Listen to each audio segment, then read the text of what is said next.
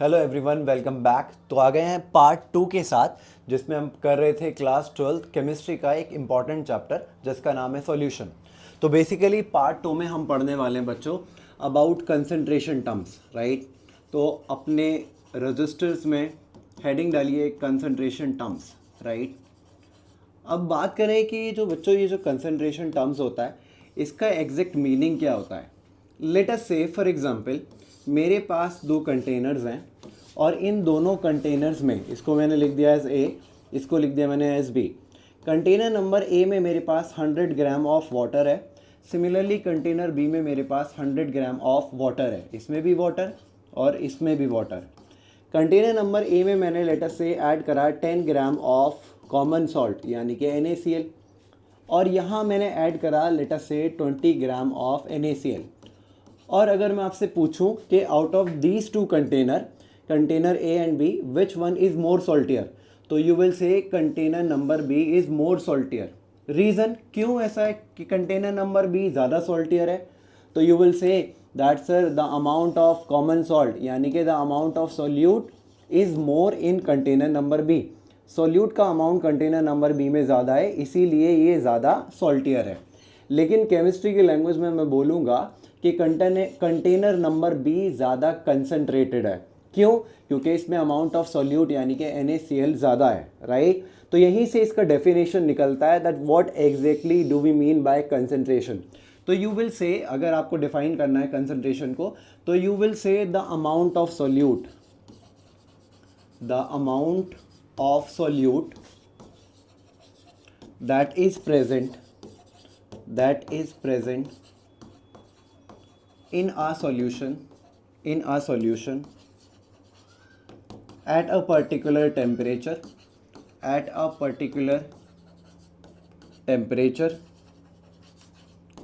and pressure is called as concentration, right। तो कितने amount का सॉल्यूट हमारे पास किसी पर्टिकुलर सॉल्यूशन के अंदर प्रेजेंट है उसको हम बोलते हैं बच्चों एज कंसंट्रेशन, राइट। लेकिन अगर मैं एट द सेम टाइम आपसे पूछूं कि कंटेनर नंबर बी ज़्यादा कंसंट्रेटेड है देन कंटेनर नंबर ए, यानी कि कंटेनर नंबर बी के अंदर जो सॉल्यूशन बना वो ज़्यादा कंसंट्रेटेड है देन दिस वन, और मैं आपसे पूछूं कि ये container number B container number A से कितना ज़्यादा कंसंट्रेटेड है, तो उसी को पता लगाने के लिए हम यूज़ करते हैं कंसंट्रेशन टर्म्स। बेसिकली हमें कुछ कंसंट्रेशन टर्म्स पढ़ने हैं आज। सबसे पहला कंसंट्रेशन टर्म हम पढ़ेंगे बच्चों mass percentage, right, mass percentage. दूसरा कंसंट्रेशन टर्म हम पढ़ेंगे वॉल्यूम परसेंटेज। तीसरा कंसंट्रेशन टर्म हम पढ़ेंगे बच्चों मास बाय वॉल्यूम परसेंटेज। चौथा concentration term we will study ppm यानी कि parts per million. Then we will go for molarity, तब हम पढ़ेंगे मोलारिटी जिसको हम डिनोट करते हैं कैपिटल M से। देन हम पढ़ेंगे अबाउट मोलालिटी जिसको हम डिनोट करते हैं स्मॉल m से। Then we will study about mole fraction जिसको हम डिनोट करते हैं बच्चों इस ग्रीक सिंबल काई से। लिखते इसको ची हैं, पढ़ते इसको काई हैं, ये काई का सिंबल है यानी कि मोल फ्रैक्शन का सिंबल है। देन लास्ट में we will study about normality, right. Normality इतना पूछा नहीं जाता लेकिन फिर भी हम इस कंसंट्रेशन टर्म को कवर करेंगे, राइट। तो एक एक करके हमें ये सारे 8 के 8 कंसंट्रेशन टर्म्स पढ़ने हैं। सबसे पहले कंसंट्रेशन टर्म की बात करते हैं बच्चों, दैट इज़ मास परसेंटेज। अगर मास परसेंटेज को कैलकुलेट करना चाहते हो तो इसका एक फॉर्मूला होता है हमारे पास, मास परसेंटेज जिसको हम डिनोट करते हैं एज W/W से। जहाँ ये W इंडिकेट कर रहा है मासेस को, ये मास ऑफ सोल्यूट होगा और दूसरा वाला मास ऑफ सोल्यूशन होगा, राइट। तो मास परसेंटेज को कैलकुलेट करने का हमारे पास फॉर्मूला है। सबसे पहला फॉर्मूला लिख लो, फॉर्मूला नंबर 1। तुम लिखोगे मास परसेंटेज ऑफ कंपोनेंट। अब कंपोनेंट कोई भी हो सकता है, चाहे वो सोल्यूट हो या फिर सॉल्वेंट हो। तो you will write mass percentage of component is equals to mass of component in the solution upon total mass upon total mass of solution into 100। तो ये रहा आपका सबसे पहला फॉर्मूला जो कि है मास परसेंटेज का या फिर मास बाय मास परसेंटेज का। This is your first formula, that is mass percentage of component is equals to mass of component in the solution upon total mass of the solution into 100। अब ये component अगर solute का निकालोगे तो solute का मास रख दोगे, सॉल्वेंट का निकलवाएगा तो सॉल्वेंट का मास रख दोगे। ज़्यादा क्लियर होगी पिक्चर जब आप इससे रिलेटेड क्वेश्चन सॉल्व करोगे, राइट। सेकेंड फॉर्मूला था बच्चों हमारा, दैट इज वॉल्यूम परसेंटेज। साथ ही साथ में ये भी याद रखना, लेट अस से अगर कोई आपका सॉल्यूशन है और वो लेबल्ड है एज 10% NaCl या फिर 10% ऐसे लिखा हुआ है 10% W percent of NaCl aqueous solution. तो याद रखना ये जो लाइन लिखी है मैंने 10% W परसेंट या फिर ऐसे लिख दो 10% W, तो ये लाइन अपने आप में एक मीनिंग दे रही होती है। अब इस 10% W of NaCl aqueous solution का मतलब है कि 10 ग्राम ऑफ NaCl जो कि आपका सॉल्यूट है is present in 100 gram of solution, right, 100 gram of solution. तो ये जो लाइन लिखी है 10% W of aqueous solution, aqueous का मीनिंग होता है that this NaCl is dissolve in water. तो ये कह रही है कि 10 ग्राम जो हमारा नमक है वो कितने ग्राम ऑफ सॉल्यूशन में प्रेजेंट है, 100 ग्राम ऑफ सॉल्यूशन में। साथ ही साथ आपको पता होना चाहिए कि जब हम सॉल्यूट में सॉल्वेंट ऐड करते हैं तो हमारा मिल जाता है सॉल्यूशन, राइट। अब क्योंकि आपको 10 ग्राम NaCl जो कि सॉल्यूट है पता है उसका मास क्या है, सॉल्यूट का मास है 10 ग्राम और सॉल्यूशन का मास है 100 ग्राम, तो आप इजीली मास ऑफ सॉल्वेंट निकाल सकते हो। तो your mass of solvent will come out to be, mass of solution is equals to 100 and minus कर दोगे इसमें से 10 तो कितना आ जाएगा 90 ग्राम ऑफ सॉल्वेंट, राइट। अब बेसिकली ये जो हमारा कंसंट्रेशन टर्म है दैट इज मास परसेंटेज, ये हमारा यूज़ होता है बच्चों केमिकल इंडस्ट्रीज़ में, राइट। जैसे कि फॉर एग्जांपल ये स्टार लगा के लाइन लिख लेना, जैसे कि फॉर एग्जांपल आपको पता होना चाहिए जो हमारे पास 3.62% W, जैसे आपने देखा 3.62% W यानी कि मास बाय मास, यहाँ W इंडिकेट कर रहा है मास को, mass by mass. 3.62% W of sodium hypochloride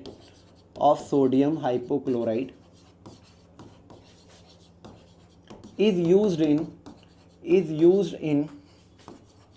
used as bleaching solution। तो बच्चों ये जो 3.62% W सोडियम हाइपोक्लोराइट है इन वाटर, ये यूज़ होती है हमारी एज ब्लीचिंग सॉल्यूशन, राइट।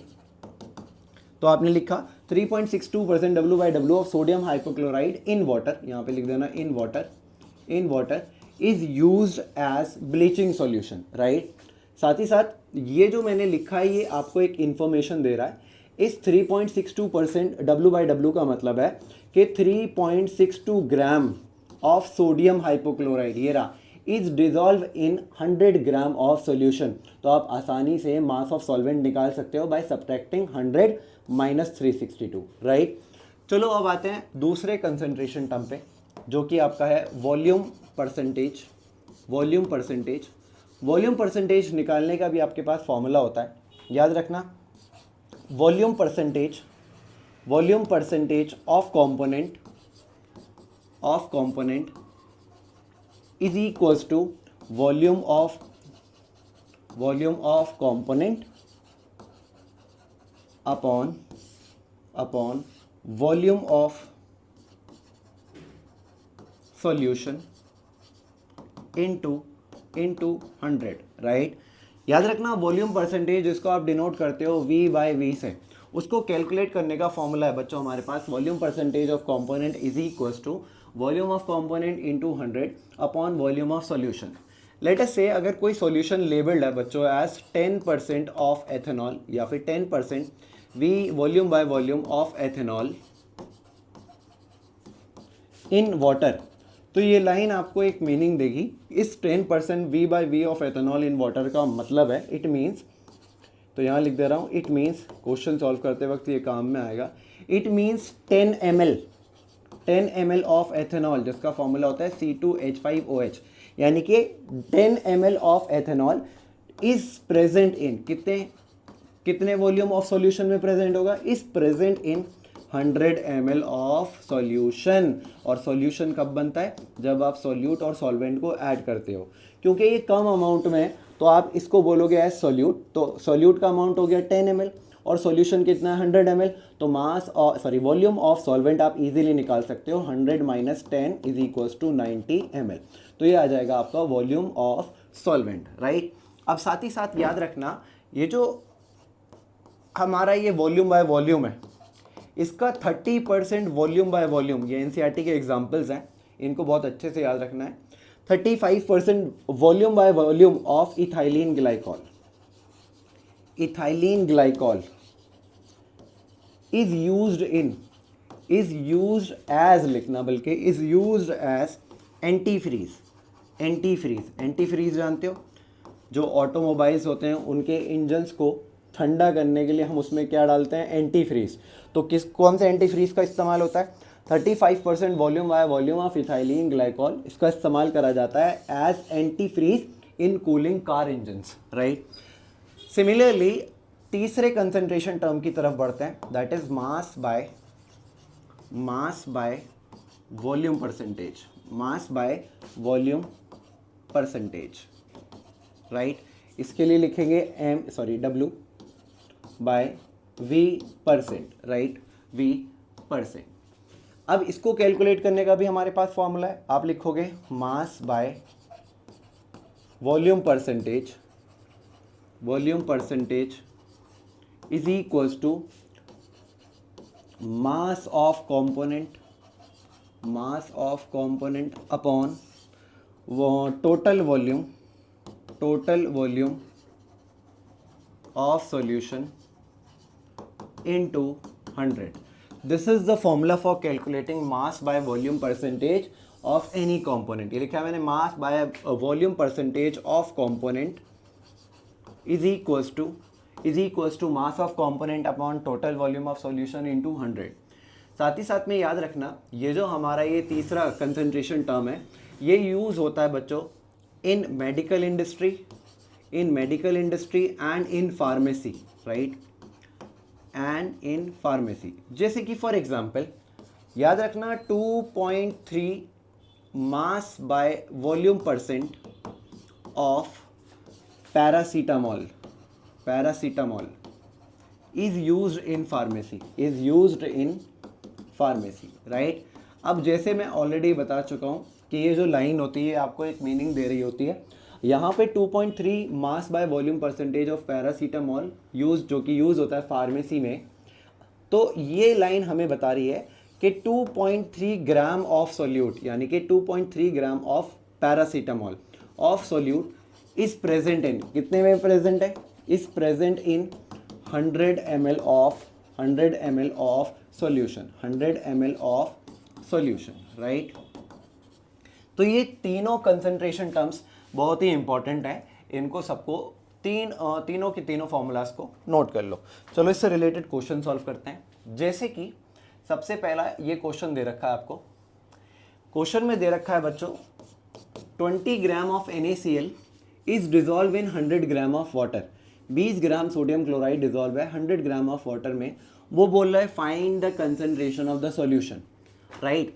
अब क्योंकि दोनों मास ऑफ सोल्यूट जो कि 20 ग्राम है और मास ऑफ सॉल्वेंट जो कि 100 ग्राम है, दोनों ग्राम्स में दे रखे हैं, तो we will apply the first formula, यानी कि द फर्स्ट कंसंट्रेशन टर्म जो कि था मास परसेंटेज, राइट। सबसे पहले जो इंफॉर्मेशन होती है उसको नोट कर लेते हैं, क्या क्या गिवन है। सबसे पहले दे रखा है मास ऑफ सोल्यूट जो कि क्या है आपका NaCl, कितना दे रखा है 20 ग्राम, ये रहा 20 ग्राम। देन दे रखा है मास ऑफ सॉल्वेंट, इसको गड़बड़ करके सॉल्यूशन मत करना।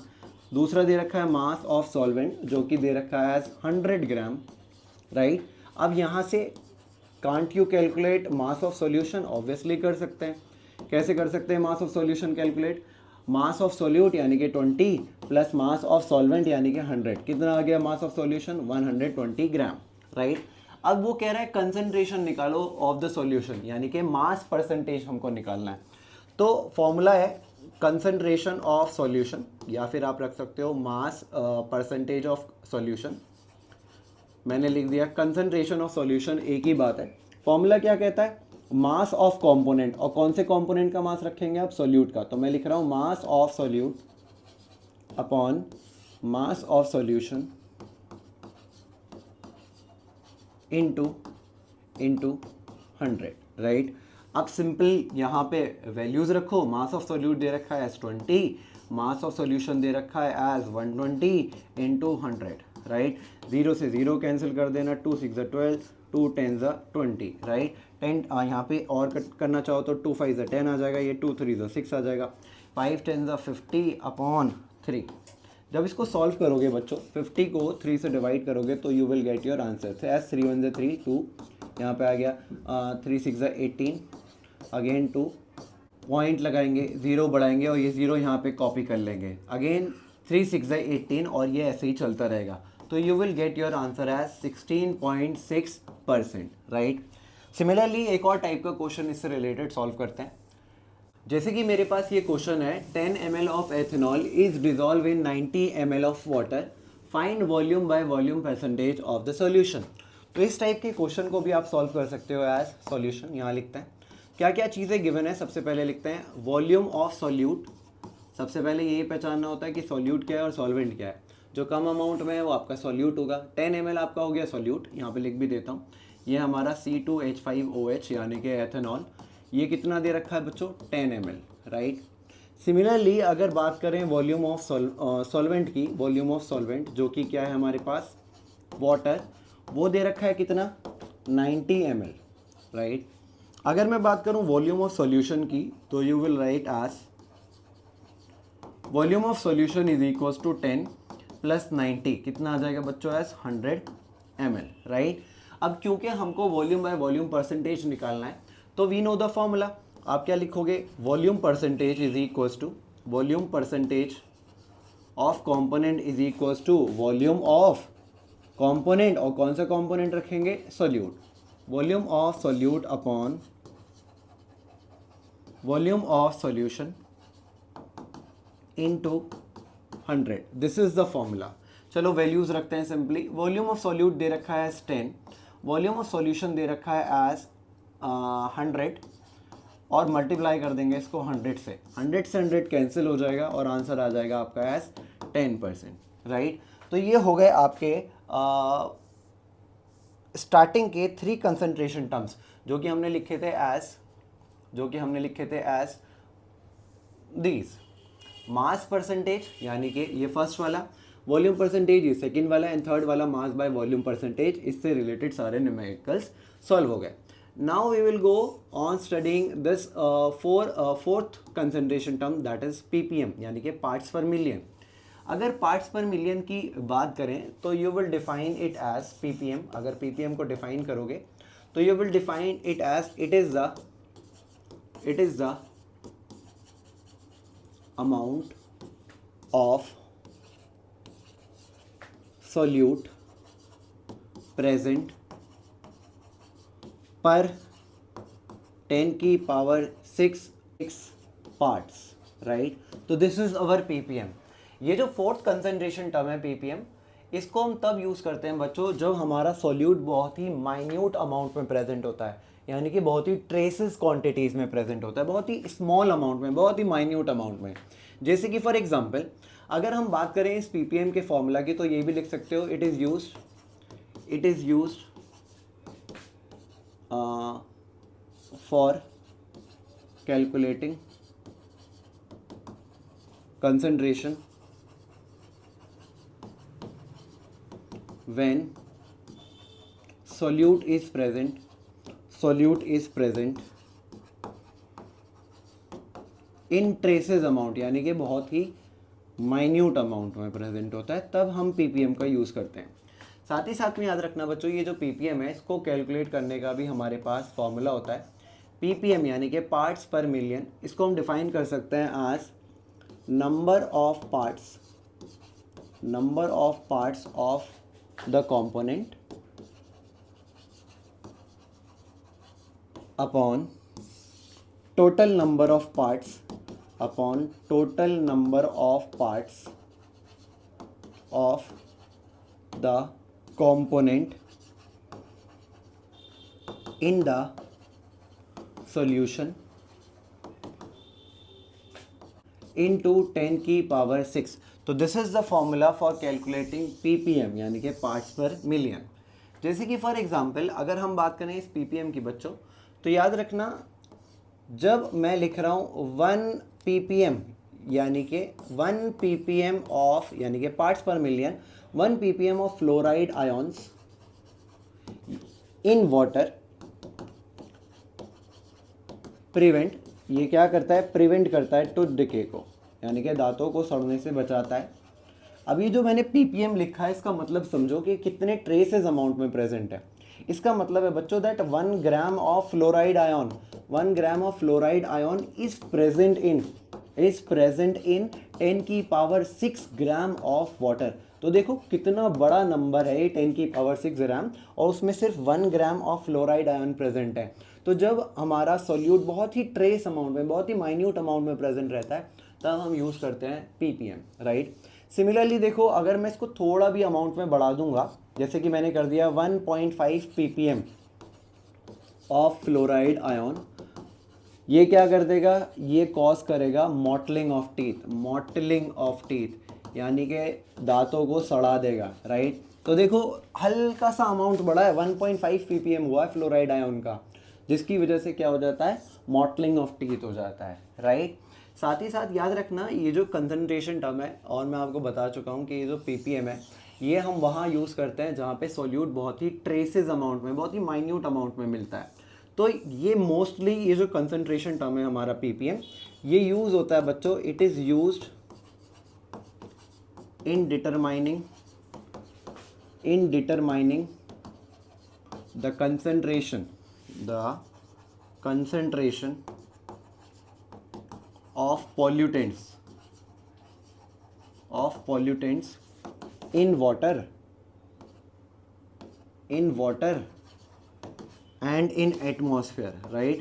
क्योंकि वाटर में और एटमॉस्फेयर में जो अमाउंट रहता है पॉल्यूटेंट का वो बहुत ही माइन्यूट रहता है, तो उसको मेजर करने के लिए हम कंसंट्रेशन टर्म यूज़ करते हैं, दैट इज़ ppm, राइट। अब इस ppm से रिलेटेड कुछ क्वेश्चन सॉल्व कर लेते हैं।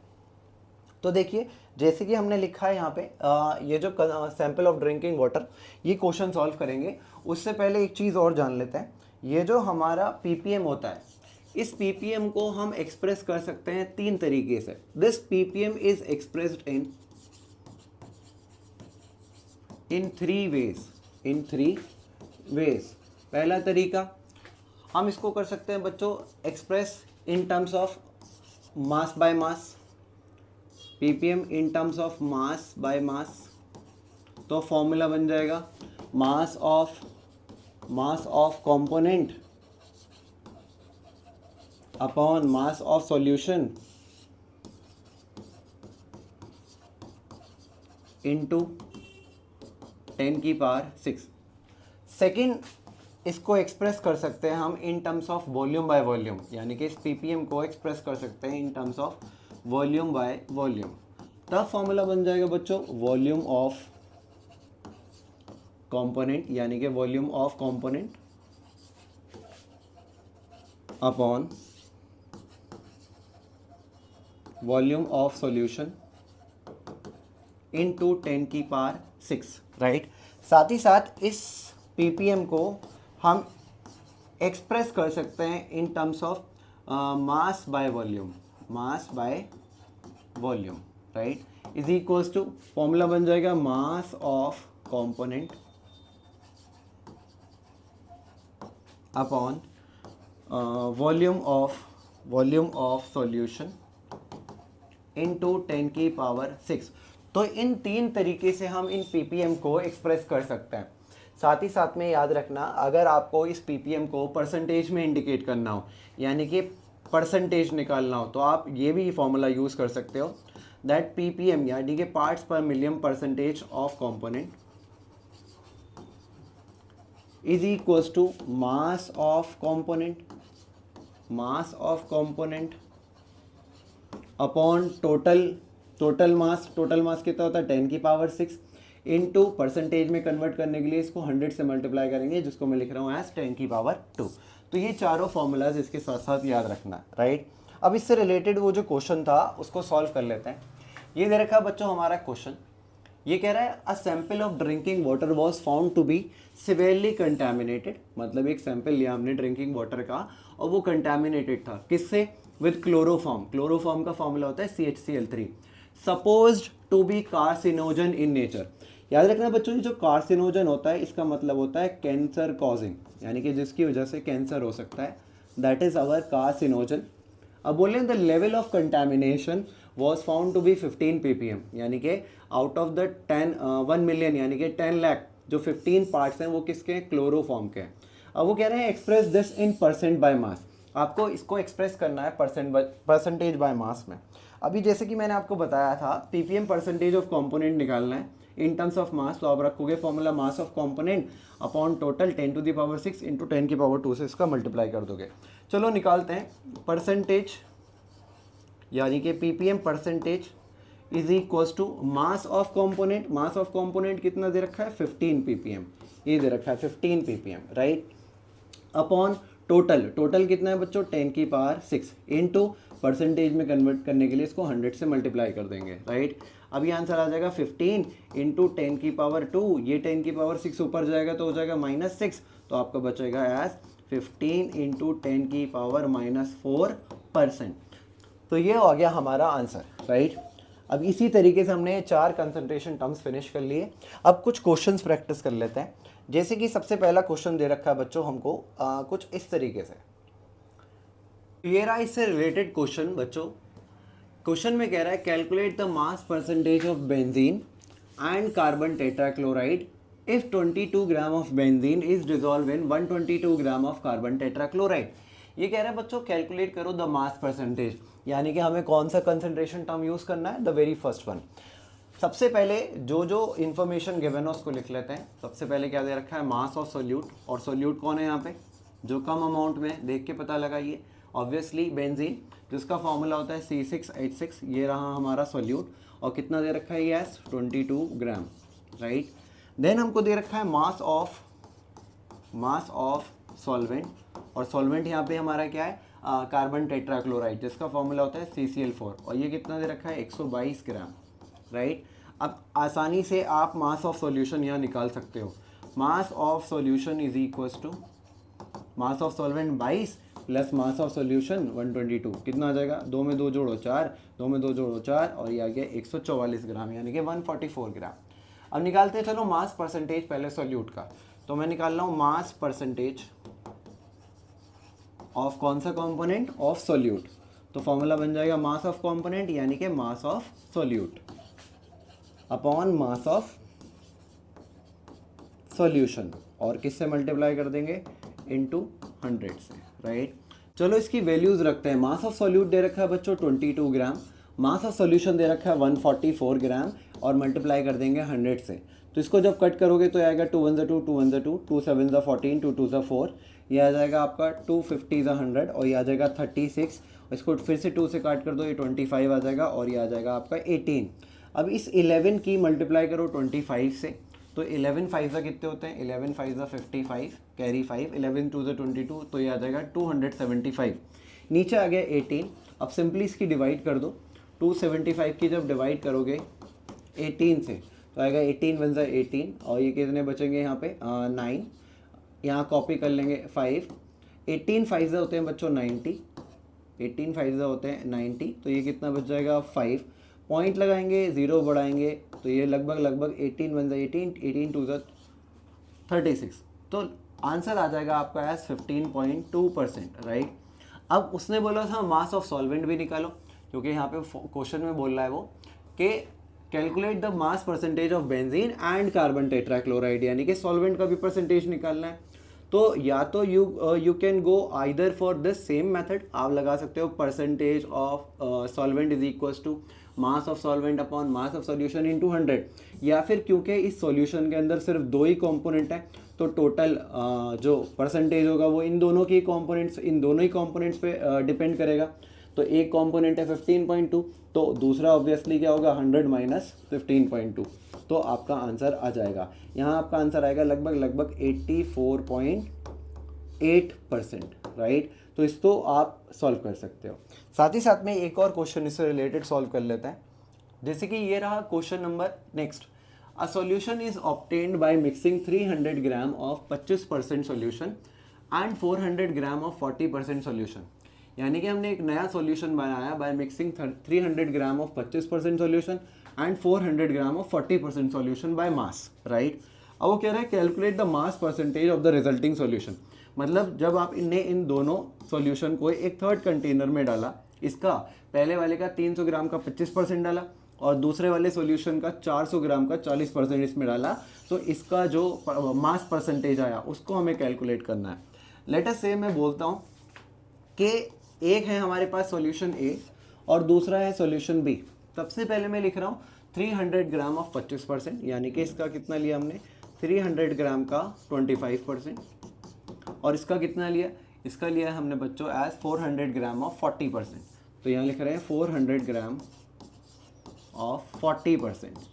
चलो निकालते हैं। 300 ग्राम का 25% कितना आएगा 25%, हटाएंगे तो नीचे 100 आ जाएगा, 0 से 0 कैंसिल और 25 3 आ जाएगा 75। तो यहाँ से हमें मिला लेट अस से सॉल्यूशन ए मिला 75 ग्राम। यहाँ निकालते हैं 400 इंटू 40/100, यानी कि परसेंटेज का साइन हटाया तो 100 आ गया, 0 से 0 कैंसिल, 4 0 0, 4 4 16, यहाँ गया 160 ग्राम, यानी कि बी का हमको कितना मिल गया 160 ग्राम। तो ये दोनों हमारे सॉल्यूट हैं। तो मैं लिख रहा हूँ टोटल मास ऑफ सॉल्यूट कितना आया 75 और प्लस 160। जब इन दोनों को ऐड करोगे तो ये आ जाएगा 235 ग्राम, राइट। अब बताओ ज़रा मास ऑफ सॉल्यूशन कितना था, मास ऑफ सॉल्यूशन कितना था। सबसे पहले हमने कितना लिया था 300 ग्राम, देन कितना लिया था 400 ग्राम, राइट। तो इन दोनों को ऐड करो 300 प्लस 400 कितना आ गया टोटल 700 ग्राम, राइट। अब आसानी से मास परसेंटेज निकाल दो। मास परसेंटेज निकालना हूँ पहले किसकी, सॉल्यूट की, देन निकालेंगे सॉल्वेंट की। Mass percentage of solute is equals to mass of solute, और मास ऑफ सॉल्यूट कितना दे रखा है 235 अपॉन 700 इंटू 100, राइट। अब ये देखो 0 से 0 कैंसिल, यहाँ 7 बचा, यहाँ 235, ज़रा डिवाइड करो। 235 को जब 7 से डिवाइड करेंगे तो आएगा 7 3 21, कितना बचेगा 2, कॉपी कर लेंगे 5, 7 3 कितना आएगा 21, बचेगा 4, पॉइंट लगाएंगे 0 बढ़ाएंगे, यह आ जाएगा 7 5 35। तो आंसर आपका आ गया लगभग 33.5%। अब मास ऑफ सॉल्वेंट निकालने के लिए या तो ये फॉर्मूला लगा दो या फिर सिंपली क्या कर दो, mass percentage of solvent is equals to 100 minus 33.5। जब सब्ट्रैक्ट करोगे तो 100 में से लिख लोगे 100, 33.5, यहाँ आपका आ जाएगा 10 में से 5 गए 5 बचे, यहाँ पे 9 में से 3 गए, कितने बचे बच्चों 6 बचे, और यहाँ पे भी कितने बचे 6। तो आपका परसेंटेज ऑफ सॉल्वेंट आ जाएगा 66.5%। तो ये हो गए हमारे 4 कंसंट्रेशन टर्म्स फिनिश। अगली वीडियो में हम करेंगे अबाउट मोलारिटी एंड मोलैलिटी।